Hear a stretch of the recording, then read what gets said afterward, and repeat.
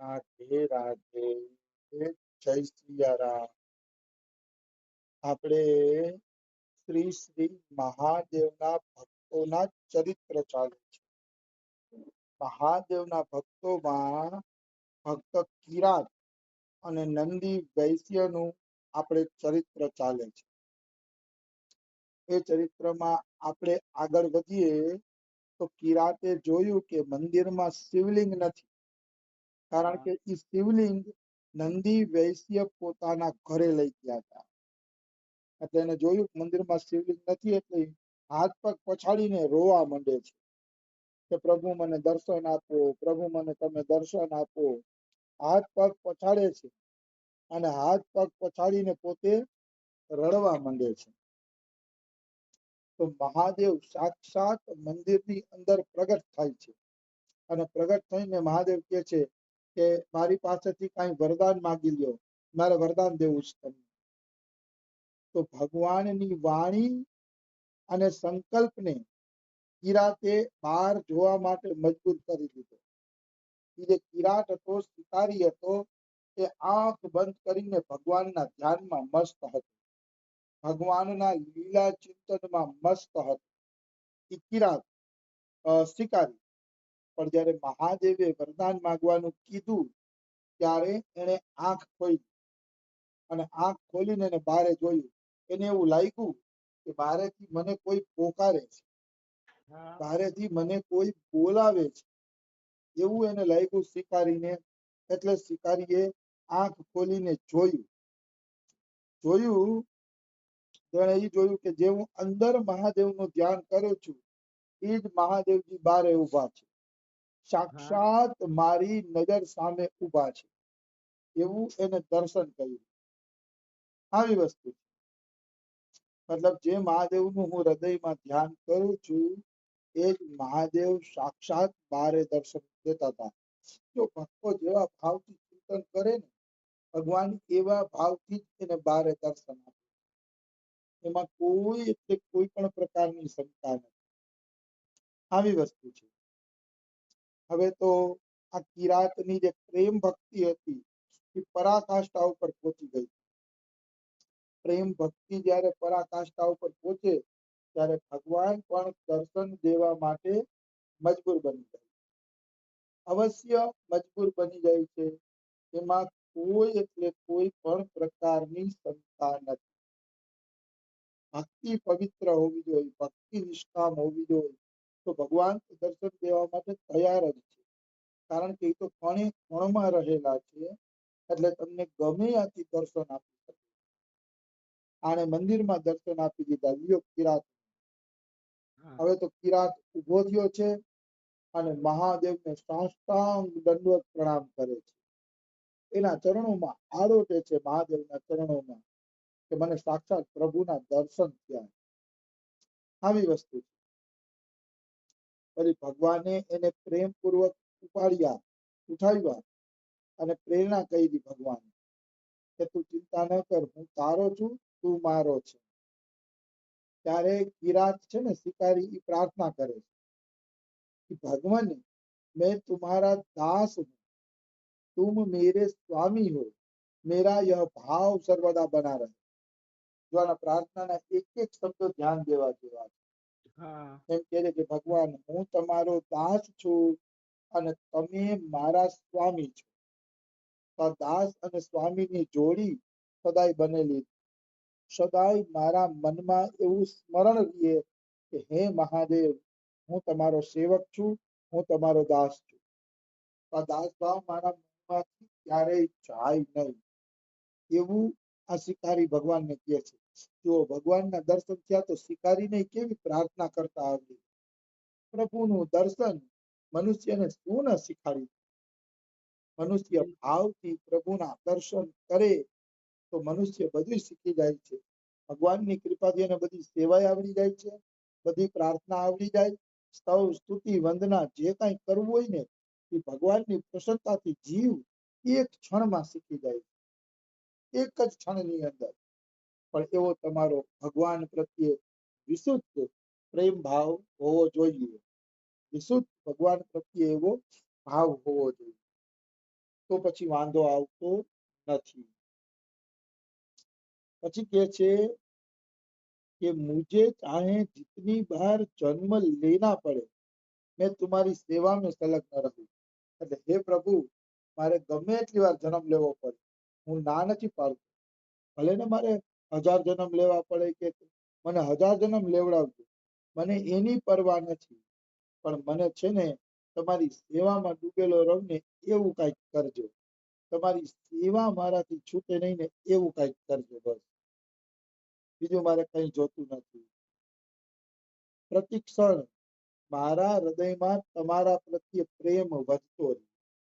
બસ મારી એક આ જ લાલસા છે, આ જ મારી અભિલાષા છે કે તમારા પ્રત્યે પ્રેમ છે એ મારા હૃદયમાં વધતો રહે. પ્રેમ પ્રતિક્ષણ વર્તમાન છે. જો ભગવાનમાં પ્રેમ ન વધે અને પ્રેમ ઘટે તો માનવાનું કે ભક્તિ બરોબર નથી. ભક્તિ બરોબર છે એનું મુખ્ય લક્ષણ જ છે કે પ્રેમ વધે ભગવાનમાં. ભગવાન આપણે મીઠા લાગે, ભગવાન આપણે પોતાના લાગે તો માનવાનું કે પ્રેમ વધે છે. રાગ દ્વેષ વધતો હોય, ઈર્ષા અદેખાઈ વધતી હોય, કજિયા કંકાસ ને એવું રહેતું હોય તો માનવાનું કે ભગવાનના ચરણ કમલમાં હજી આપણો પ્રેમ છે ને વધતો નથી, નિશ્ચિત વધતો નથી. એમાં કોઈ એટલે કોઈ શંકા નથી. પ્રેમ વધે ત્યારે જીવ નિર્મળ બને છે. ભગવાનમાં પ્રેમ વધે ત્યારે જીવ છે ને એ દીન બને છે.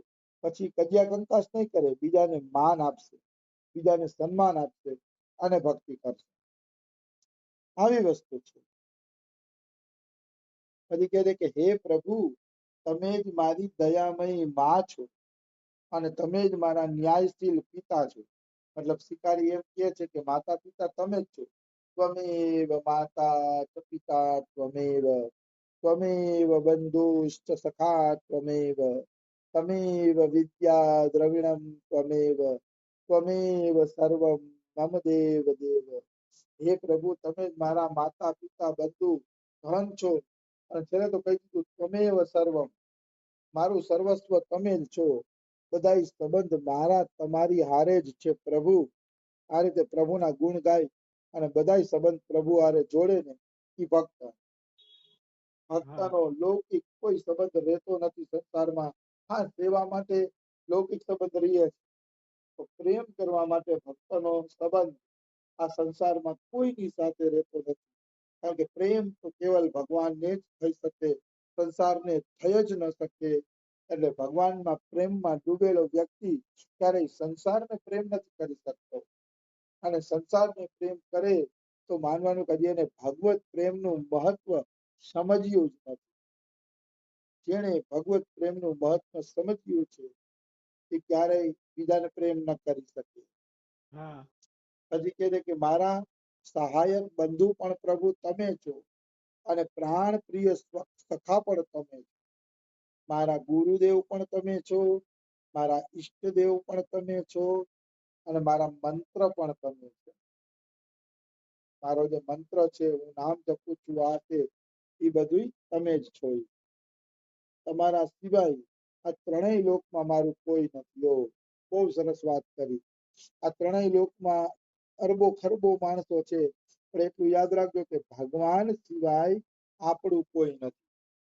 ભલે અરબો ખરબો માણસો છે સંસારમાં, નો ડાઉટ, પણ ભગવાન સિવાય આપણું કોઈ નથી. કારણ કે આ બધા અરબો ખરબો જે માણસો છે એ બધા આપણા સગાઈ નથી અને સ્વાર્થ પૂર્તિના પૂતળા છે. સ્વાર્થ સિવાય એની અંદર કઈ છે નહીં. એટલે મનુષ્યએ હંમેશા પ્રભુને જ પોતાના માનવા જોઈએ. પછી કે પ્રભુ મારી રક્ષા કરો, મારી ઉપર કૃપા કરો. પ્રાર્થના ડોગરેજી મહારાજની ભાગવત હમણાં વાંચે તો એમાં એમ કે છે કે પ્રાર્થના હૃદયથી નીકળે તો પ્રાર્થના શું ન કરી શકે. પ્રાર્થનામાં બધા પ્રકારની શક્તિ રહેલી. મને એક ઉદાહરણ યાદ આવે જ્યારે પ્રાર્થનાની વાત આવે ને ત્યારે. એક વખત અંગ્રેજી દેશની અંદર વરસાદ ઓછો પડ્યો એટલે બધા અંગ્રેજો ચિંતામાં હતા કે વરસાદ ઓછો પડ્યો છે તો હવે આપણે શું કરીએ. તો બધા કે આપણે આ દિવસે ચર્ચમાં પ્રાર્થના ગોઠવીએ. ભગવાનને પ્રાર્થના કરશે ને તો અવશ્ય વરસાદ થશે. તો આપણે ચર્ચની અંદર પ્રાર્થના ગોઠવી. તો કે ઠીક છે.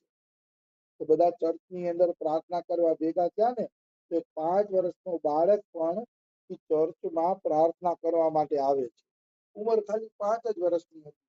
નાનકડું બાળક હતો. તો એ પ્રાર્થના કરવા આવ્યો ને બાળક તો છત્રી લઈને આવ્યો. એની પાસે છત્રી હતી અને છત્રી લઈ અને એ બાળક પ્રાર્થના કરવા માટે આવે છે. તો ઓલા બધા પૂછે છે, બેટા તું છત્રી લઈને કેમ આવ્યો? તો બાળક એમ કે છે, હું છત્રી લઈને એટલે આવ્યો કે આપણે પ્રાર્થના કરવાના છીએ ને, પ્રાર્થના કરશે એટલે ભગવાન વરસાદ દેશે. વરસાદ દેશે તો છત્રીની જરૂર પડે કે ન પડે? તો બધા હસવા માંડ્યા. અરે બાળક તો મૂર્ખ છે, આપણે પ્રાર્થના કરવા ભેગા થયા છીએ. એનો અર્થ એવો થોડો છે પ્રાર્થના કરશે ભગવાન વરસાદ દેશે. બધાના મનમાં અશ્રદ્ધા હતી, પણ આ બાળકના મનમાં અશ્રદ્ધા નહોતી. એને વિશ્વાસ જ હતો કે પ્રાર્થના કરશે એટલે ભગવાન વરસાદ દેશે. બિલકુલ એવો એને મનની અંદર પાકો વિશ્વાસ હતો. પાકો, એમાં કોઈને કોઈ શંકા નથી. આવી વસ્તુ છે. પછી બધાએ પ્રાર્થના કરી છે. પ્રાર્થના કરી તો છોકરાના વિશ્વાસની જીત થઈ. આટુકાજ વરસાદ આવવા ધોધમાર વરસાદ આવવા માંડ્યો અને છોકરો વટથી છત્રી લઈને ઘરે ગયો અને બાકીના બધા ચર્ચમાં જ બેઠા રહ્યા. ત્યારે બધાએ કીધું કે ધન્ય છે આ બાળકની નિષ્ઠાને. આ બાળકની નિષ્ઠાના કારણે જુઓ તો ખરા કેવો સરસ મજાનો વરસાદ આવ્યો. આવી વસ્તુ. તો ભક્તિ વિશ્વાસ પૂર્વક કરો, પ્રાર્થના વિશ્વાસ પૂર્વક કરો. અવિશ્વાસ અહીંયા કોઈ સ્થાન નથી. જેને ભજન કરવું છે એને અવિશ્વાસ નહીં ચાલે. જે માણસ અવિશ્વાસથી હાલે છે ભજન નથી કરી શકતો. રામાયણમાં પેલા જ તુલસીદાસે કહી દીધું છે કે શ્રદ્ધા અને વિશ્વાસ શિવ પાર્વતીનું સ્વરૂપ છે. શ્રદ્ધા વિશ્વાસ રૂપિણો. શ્રદ્ધા અને વિશ્વાસ નથી તો શિવ પાર્વતી તમારી અંદર નથી, અને શિવ પાર્વતી નથી તો તમારા હૃદયમાં ભક્તિ દેવી ઉત્પન્ન જ નહીં થાય. નિશ્ચિત એમાં કોઈ એટલે કોઈ પણ પ્રકારની શંકા નથી. આવી વસ્તુ એટલે વિશ્વાસ પૂર્વક ભજન કરો, શ્રદ્ધા રાખીને ભજન કરો. વિશ્વાસ અને શ્રદ્ધા મનુષ્યએ ક્યારેય ગુમાવી જોઈએ નહીં. એ એના અનમોલ ધન છે, અનમોલ ધન. વિશ્વાસ ગયો એટલી વાત યાદ રાખજો કે ભજનમાંથી રુચિ પણ સમાપ્ત થઈ જશે. કારણ કે વિશ્વાસ છે એટલે જ રુચિ. કોઈ ડોક્ટર અથવા તો કોઈ ધંધાદારી માણસ કોઈ જગ્યાએ દુકાન નાખે કે ડોક્ટર પોતાની હોસ્પિટલ નાખે તો એ વિશ્વાસે નાખશે